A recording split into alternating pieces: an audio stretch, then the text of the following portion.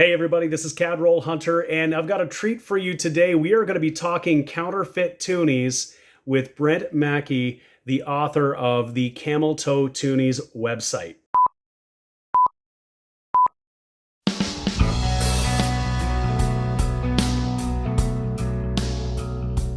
Hi everybody, this is James, and you're watching my channel Cadroll Hunter. Today, we're going to talk about counterfeit toonies. I have Brent Mackey here, and if you've been watching my channel, you've seen a couple of my toonie hunts. One of the things that you've seen is I have found counterfeit toonies. I've been concerned about this, and Brent and maybe only a couple of other people have been sounding the alarm bells about what this means. For a while, it seemed like the only person talking about counterfeit toonies was Brent. But if you've been watching the news lately, you'll know that some of major media outlets have picked up this story, and there's been an arrest actually. So I won't get into that just yet, but I want to welcome Brent to the show here, or the channel, to talk about toonies. How are you doing? I'm doing great. How are you doing, James? I'm doing pretty good. So I guess we're gonna do this is different from my channel. Usually I'm just looking at coins and talking to myself or talking to everybody who's watching, but I thought it would be really cool to do an interview, talk about toonies, look at some of the ones that I've found. We talk about your experience too. So I guess I'll ask some questions the way a real interview should go, and so I'll start by saying, how did you become aware of the fact that there were counterfeit toonies circulating in Canada? So I became aware when a friend of mine, another coin collector, told me about them back in early 2021. So a little over a year ago. And that wasn't the beginning of the story, though. The counterfeit toonies story started even a year earlier than that. And somehow I had simply missed it in the media and online. Um, so when my friend told me about it, I started looking it up online, and I saw the initial posts that were made a little while before that. And I thought, well, this seems interesting. Let's see if we can find some of these coins. Mm-hmm. So I went out to the bank, got a box of toonies, and started looking through it. And I found a couple of these counterfeits. And I thought, well, that was fun. That was easy. Let's do it again. So I and did. and you found some more, didn't you? And I found a whole lot more over the next little while, and it's been quite a fun little journey ever since. How many have you found? Do you have a count, or do you know?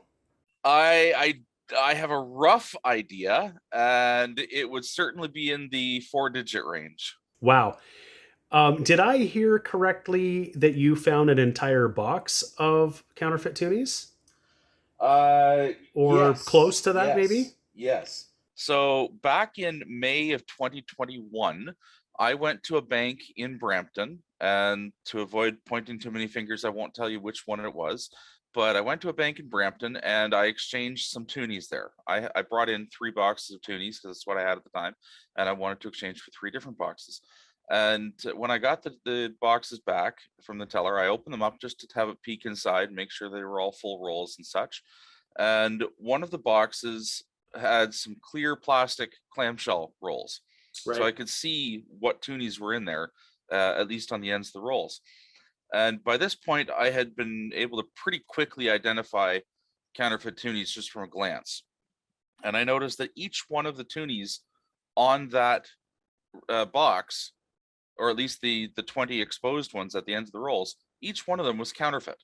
Wow. So I pulled open one of the rolls and had a quick peek inside, and sure enough, every single one of the coins in that roll was counterfeit. The entire box was counterfeit. So we had a chat with the manager and proceeded from there. But that was a full box of counterfeit toonies, and I had asked the staff there if they had any other rolls like these, and they said, "Yeah, we've got another 10 rolls up at the front." And they had actually had another 10 rolls on top of that. So 2 full boxes of toonies, all Wow. counterfeit, and they'd been giving them away all morning. They had come in on an overnight shipment. Now, I can't remember myself when I first heard about these counterfeit toonies. Um, I'm I'm struggling to actually really remember exactly when. What I will say is that I found your website, uh, cameltoetoonies.ca, before I'd actually found one of these toonies myself. And so, and I have to say, like, fantastic job on the website. Like, it is a Thank you. tremendous resource. So, for any of you who want to learn more about what's happening with counterfeit toonies, go check it out. Cameltoetoonies.ca. I'll have a link in the video description for you to go check it out. I'll put the website up on screen here too. Um, Brent, you've done an amazing job. Not only have you documented sort of the history and what's happened, but you've got great pictures that show all of the different sort of varieties and then some, because something we'll look at a little bit later is you've identified some of the defects and die cracks and things like that for these counterfeit toonies. So it's a really tremendous resource, I have to say.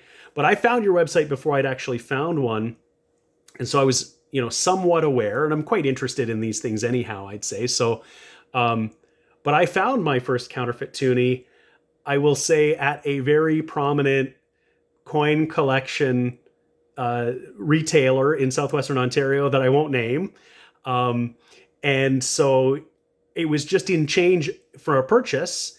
And I did what I always do whenever I get change. I look at it to see if there's anything interesting. Like, did I get a colored quarter? Did I get something new or old or whatever, right? And Yep. I saw this toonie that looked like it was in really good shape.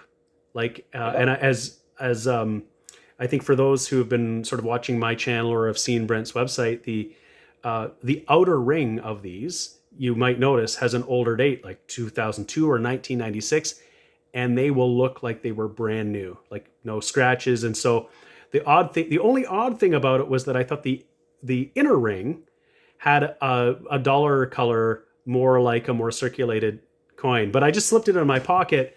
It was only when I looked at it later that I saw the telltale sign on the reverse of that camel toe, and I immediately went to your website, checked the pictures that you had out there, and verified that in fact, absolutely, this is a counterfeit toonie. And I think the thing that was uh,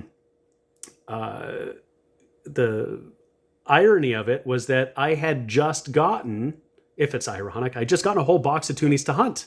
And so when I started that hunt, I had no idea. And I thought, you know what?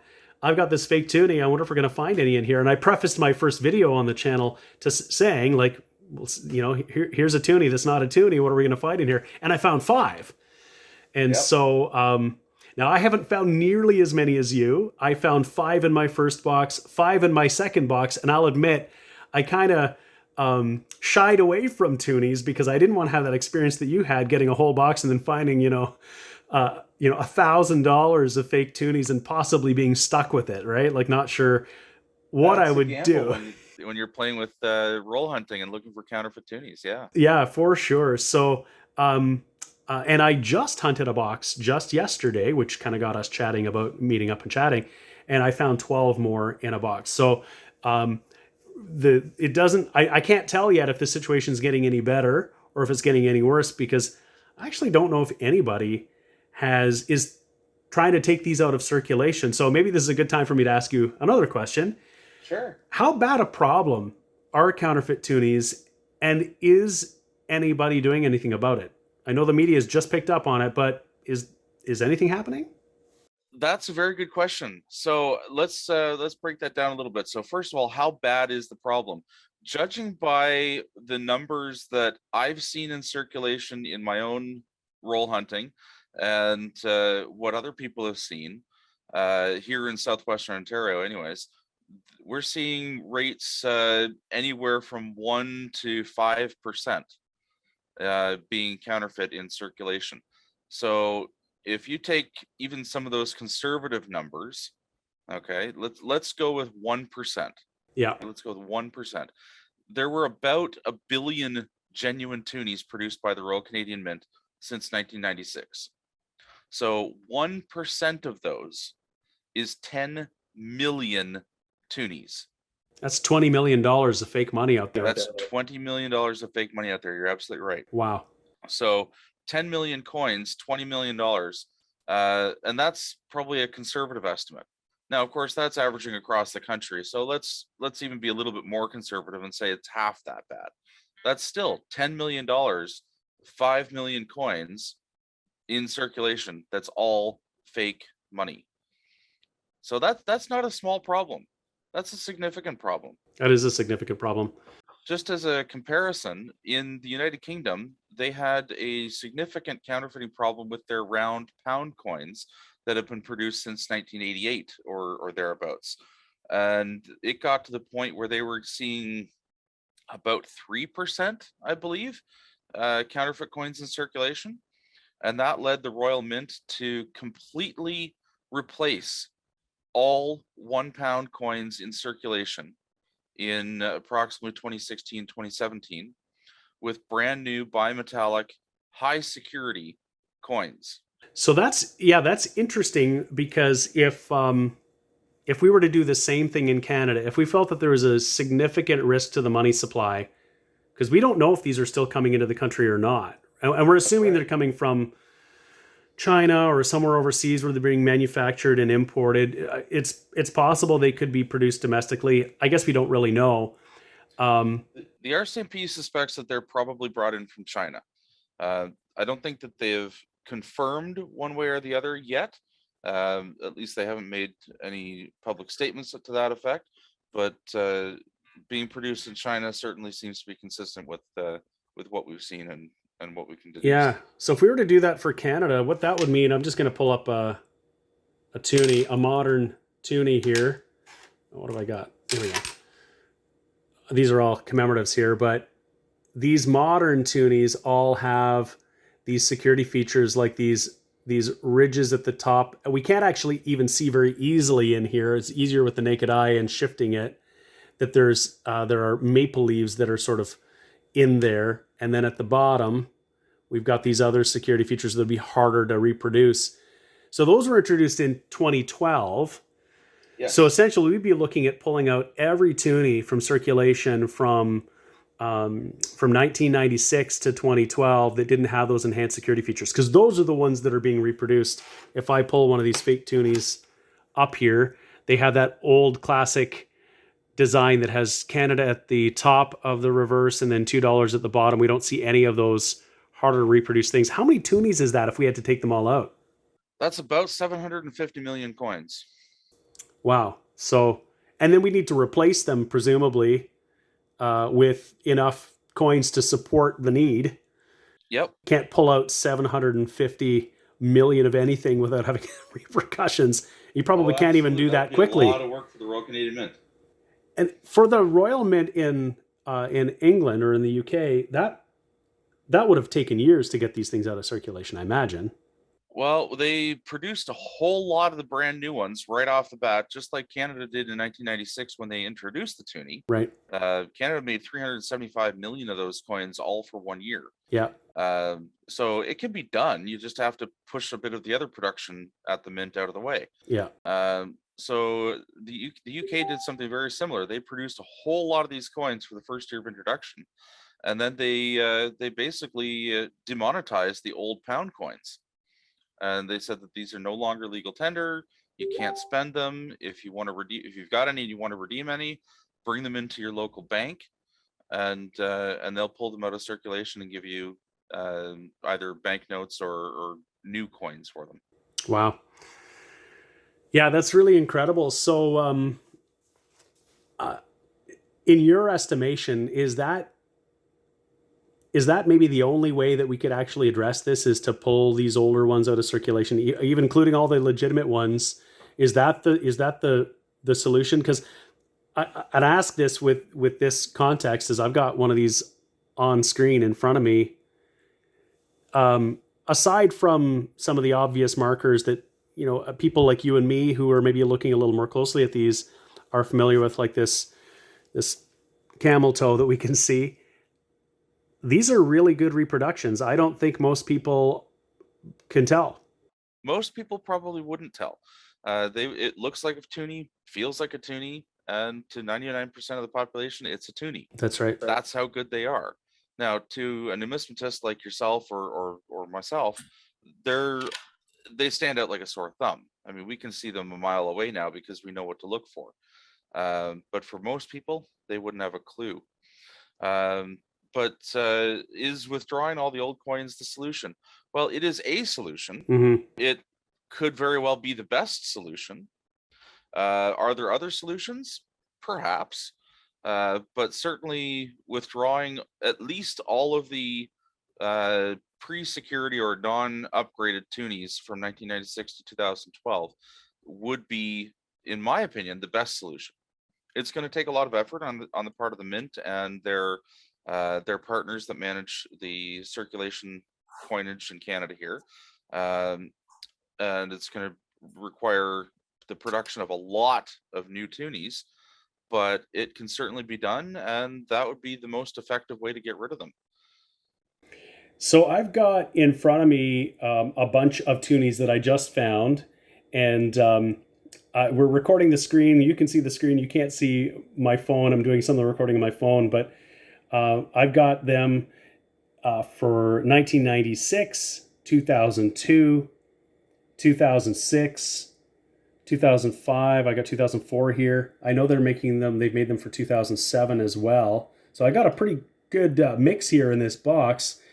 Yeah, we've got all the common years there: 1996, 2002, 2004, 2005, 2006. They also produced some 2007 toonies and some 2010 toonies. The 2010s are kind of difficult to find. The 2007s are a little bit easier.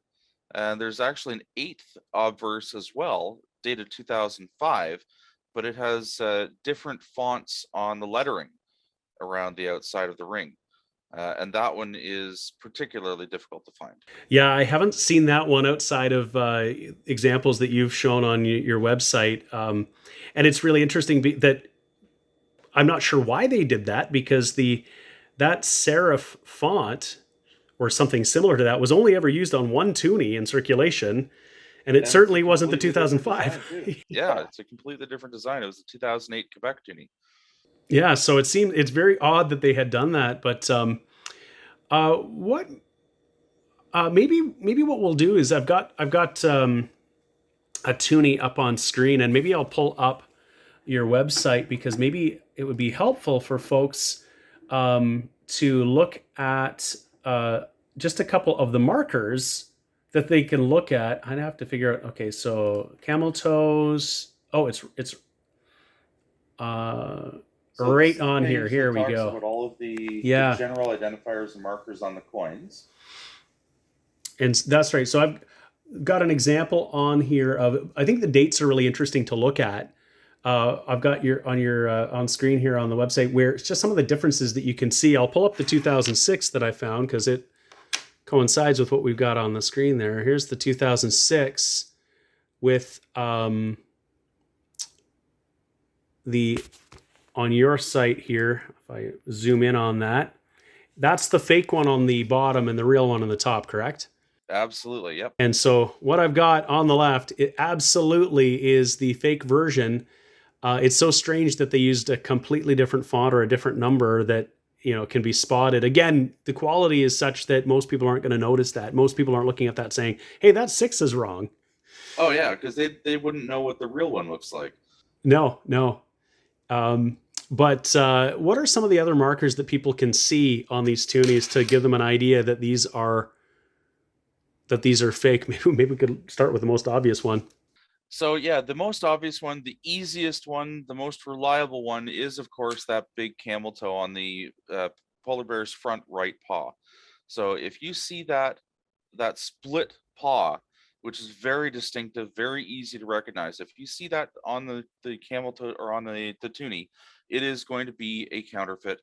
End of story. No further research required. Yeah, and I'll just pull on screen a legitimate one, which looks more like a paw. There's a little line in the design. This one's a pretty circulated coin, so it's not great. Yeah, that one's pretty beat up, but you can still see that it's a very distinctive, normal looking paw for a polar bear. Yeah, there's definitely not that split hoof sort of look to it. Yeah, here is one that is in much nicer shape, and when I get it into the light here, the sort of the yellow tint sort of goes away here, but That's another thing we can look at too. I think is even just the color difference. I mentioned that I'll use my phone here for this footage. That the I find that these counterfeits, the center ring appears a little more orange um, than a legitimate toonie, I'd say. And it's kind of almost like a more of a matte finish almost on the outer ring. Yeah, so the color of the core can see some significant variations in both the genuine and the counterfeit toonies. You'll see that, I mean, you can see even black cores sometime Yeah. on the genuine toonies, and that's perfectly natural. That's just oxidation or how the metal reacts with the environment and the things that it's come in contact with. Same thing with the counterfeit toonies. I've seen color variations ranging from orange all the way up to a brilliant yellow brass color. Um, and as far as I'm concerned, that's completely natural. It's just a response to how the metals react with the environment and what it comes in contact with. Um, but it could also be some variations in the metal itself. Maybe the counterfeiters are not using a consistent source of metal for that for those cores. I suppose it makes it that much more difficult to spot them for the general public because legitimate toonies can have such variations in those colors that so it just might not look too out of place. And not everybody's got maybe quite the eye or the experience in looking at these as maybe you or I do. Absolutely. So one thing I do want to stress though is although there's a lot of other factors in being able to identify these camel toe toonies, such as the fonts on the dates and maybe extra water lines or poor engraving or the color or something like that, or even a weight difference or something, all of those other factors are secondary and are maybe not as reliable or not as consistent, and certainly shouldn't be relied upon to determine whether or not you have a counterfeit toonie. The real good factor is that camel toe on the bear's front paw. Again, if you see that, it is a counterfeit coin. If you don't see it, you almost certainly have a genuine toonie. All of the other factors are secondary and should not be relied upon. Yeah, and one of the things I would say too is that there's not quite as much detail on these coins, but even that isn't really a good indication because any of our circulated toonies, that detail kind of disappears over time anyhow. And actually, having said that, this is a counterfeit here, and that's actually some pretty significant detail. Like you can see water lines, the fur. The detail on some of these counterfeit toonies also varies. You've got some really good ones, and you've got some not so good ones, and that's that variation is another indication of the lack of quality control that the counterfeiters are employing with these coins. It might also speak to the fact that there seem to be employing the same techniques in manufacturing these coins as regularly minted coins. It looks as though they're using dies and they're using blanks with two pieces. And in fact, these ones have a locking mechanism like real toonies that prevent the inner core and the outer core from separating. And so they're also subject to the same wear and tear, die deterioration, die cracks. Absolutely. That's another thing I wanted to talk about. You've actually documented die varieties on your website, and when I was looking at mine, I found I did get some of those die varieties or die cracks that you've documented. I know I pulled one up a moment ago, and I'll see if I can find it. It's not that one, so it might be one of these other ones. Let's just see. Oh, because I think this is really interesting. I found one that was very. There we go. There's a winner on screen there for you. Yeah, absolutely. So this one is a 2005, and on your website, I've pulled up the defect gallery obverse die cracks page, and you've got them by year. You've actually categorized them here. So if I go to 2005, I can see I think that's the CT05-1. Is that right? Yep. Let's So see. if you click on the image for that one, CT05-1, there you go. You've got a much better image to compare to there. And you can see that the coin that you've got lines up perfectly with the coin that's on the website there. So you've got that exact same defect. Yeah, there's a crack all along the queen's face from the hairline down to the end of that inner core, and there's another one behind her, which we can see on the picture. And there's a scratch in her hair, but that's just a scratch. So, yeah, but that's just a scratch. Yeah, how many of these, or I guess, what compelled you to look that closely, or did you just notice it and decide to take a quicker look or a closer look? How did you sort of discover these varieties? Some of these die cracks are quite noticeable. Others are very, very fine, and you need magnification to see them. But some of them are quite easy to spot just with the naked eye. And I did actually spot some of these without knowing that they were there. And that, of course, caused me to take a better look at them. And I was talking to a couple of other people. They noticed a couple of these things. So I just started looking at every single fake toonie that I had. And I was like, well, here's another one. Here's another one. Oh, this one's different than what I've seen before. Here's a different one. So that led me to start documenting them and categorizing them and giving them identification numbers and ultimately creating this website so that people can figure out what they all are.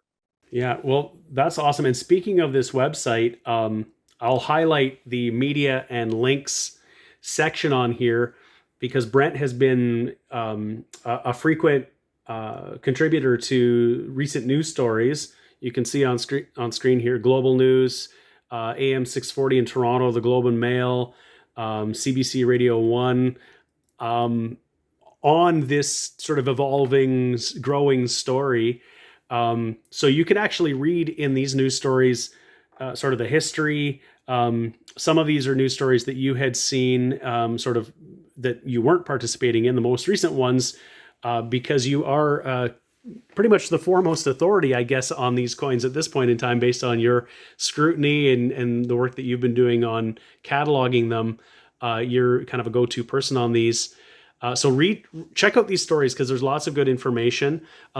Interestingly, this is not the first time that Canadian toonies have been counterfeited. There was a previous attempt to counterfeit them. I'd say the quality wasn't quite as good. But they're probably not as easy to spot, though. Well, they've got their own. They're different. Let's put it that way. They've got their own identifying features that you can pick out. But that was also 16 years ago now. Yeah. And whatever made it into circulation at that time, a lot of them have been dropping out of circulation. So trying to find those now, while still possible, and in fact, I just found one maybe about a month ago. Right. It's not very easy to find them in circulation anymore. No, and I'm looking. Now that I can check your website and I can see the markers, I'm looking. I haven't found any, or at least I didn't in my most recent hunt. And speaking of coin roll hunting, because that's something that you do, that's something that I do. Any words of advice or of warning to others who want to hunt toonies and who might happen across some of these? Anything you want to share with collectors and coin roll hunters? Well, just be on the lookout for what these counterfeit toonies look like. Know what the identifying factors are. Study the website and the images of that front paw on the polar bear, so that you can spot these coins.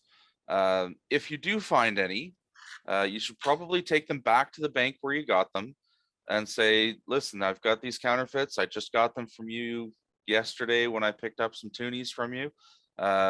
These are counterfeit. Can I get some genuine coins for them?" And most banks are going to be sympathetic to that, and they will help you out and swap those coins. But be aware that they don't have any obligation to do that. Right. The proof or the onus of proof is on you to prove that you got those coins from them, and they could take the position of, well, prove it. Prove that you're not trying to put these coins in circulation yourself. So it's you could end up getting stuck with them. Okay. Related question. As a collector, as someone who has found some, it's very interesting. If I wanted to keep one of these in my collection, can I get in any trouble? Am I going to get in any trouble if I have one of these in my possession? Technically speaking, the Criminal Code of Canada does say that possession of counterfeits is illegal. Right. And it does come with a very hefty punishment. I believe it could be up to 14 years in jail. Right. So it's not something to be trifled with. However, most police officers probably don't have the time to go arresting somebody for having a single counterfeit coin or a couple of counterfeit coins, especially if they're collecting them. Right. This is not an endorsement of collecting counterfeit coins. No. It is certainly against the law, but if you do that, that's fine. Well, I'll add to that my disclaimer is that this video and the coins that we're presenting are strictly for educational purposes. So, yeah, and I think you're right. I don't think that law enforcement is interested in seeking out collectors who have one of these as an example of something they've found in their collection and getting them in trouble. I think what they're most interested in is finding the people who are putting tens of millions of these things into circulation. And I don't imagine there is a significant risk, obviously, with the kinds of numbers that we're looking at. These things are passing every day. People are unknowingly spending counterfeit toonies in retail establishments every single day. My personal opinion is I don't think there's a whole lot of risk of anyone getting in trouble for that, because I think there's a really pretty solid argument to be made that the general public isn't even aware that these are counterfeit. So where you would be risking yourself is, I suppose, if you or I used one of these and spent them, somebody might say you knew that it was counterfeit. So yeah, we certainly couldn't spend these things because we would know I've got it and I can clearly see this is not real. But the general public, I don't think, has anything to worry about if they just happen to have one of these in their pocket and then, bought a pack of bubble gum with it. But yeah, it's probably more of a moral and ethical question. That's right. If you know that you have a counterfeit toonie, are you comfortable spending that, or do you have some inhibitions against spending that coin? It certainly is illegal. You now know that it's illegal. You know that you have a counterfeit coin. Do you feel comfortable spending that, or should you not spend that coin? And I think most good Canadians will not spend a counterfeit coin if they know that they have it. Absolutely. But I think at the end of the day as well, most Canadians wouldn't know that they have a counterfeit coin. No. Well, I want to thank you for taking some time to chat about counterfeit toonies. I find it's really fascinating. I'm interested to see what happens if we ever do find out who's doing it, if any other arrests are made. That remains to be seen. Yeah, the story is certainly not over yet. While there has been one arrest made earlier this year in the Greater Toronto area, it's not likely that one individual was responsible for this entire amount of counterfeit coins in circulation. So I don't think we've heard the end of this story yet. I think there's more coming. I think you're right. And if you do happen to be hearing about counterfeit toonies in the news in the future, definitely watch that story or read that link. There's probably a really good chance that you're going to see Brent being interviewed as an expert in the field. So that I'm looking forward to that. It was actually really great to see an interview with you, because we've chatted in the past, and so that was great to get your perspective on that. And as somebody who's been talking about this for some time. But again, I want to thank you for the website that you've put together. I imagine if you come across any other interesting counterfeit finds, you're continuing to update the site. Yeah, absolutely. I continue to look for these counterfeit toonies every day, and it's been a while since I've discovered anything new. in terms of new die cracks or other defects. But if anything else new comes across my desk, it'll certainly get up onto the website. Thank you so much. I hope everybody enjoyed the show today. A little bit different than what we normally do. So many thanks to Brent Mackey for joining us today.